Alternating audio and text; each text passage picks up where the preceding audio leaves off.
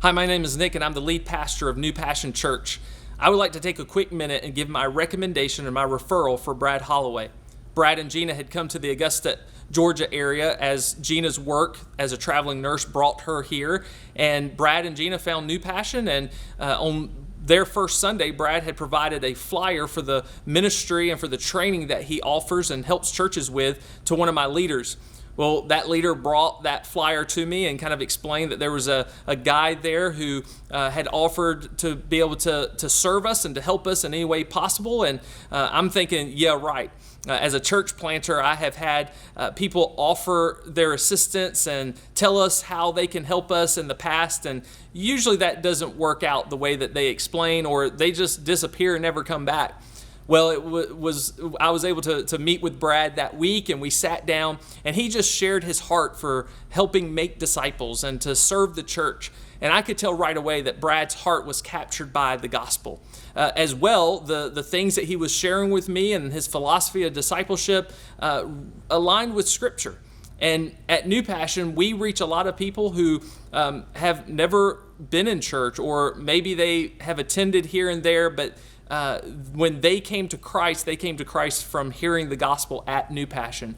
Or we reach a lot of people who maybe they came to Christ, but they're young spiritually and they've not had a lot of discipleship. So I knew this was the right thing for New Passion. I knew that we needed this assistance. And I kind of told Brad, one of the reasons we haven't done anything like this is because if it was one more thing I had to do, then we just couldn't do it. My plate was already full. So Brad offered to come in and to help our church with this. And so we set it up, we offered it to our people, we hosted it at my home, and we had over 25 people sign up. They were hungry to know how to grow in their faith. And so Brad taught them that. Brad taught them how to not only grow spiritually themselves, how to read the Bible and to understand it and to be able to do Bible studies, but also how to take that which they were learning and to pour it into other people so that they could make disciples who also made disciples. Brad didn't just teach our people, but he had the opportunity to also show our people what it looked like to be a disciple of Jesus. We had an opportunity for Brad to go with us to carry our supplies in a cargo van up to Baltimore, where we do an annual missions trip in one of the most crime-ridden, poverty-stricken areas of Baltimore, in West Baltimore. And so Brad went up with us, and he went and he cared for the homeless. He cared for the drug addicts. He cared for the young children whose parents really have very little involvement in their life. A lot of them come from broken homes. And so Brad didn't just teach our people what it looks like to be a disciple who makes a disciple who can make disciples, but he went and he showed our people what it looks like to be a follower of Jesus, to be that disciple.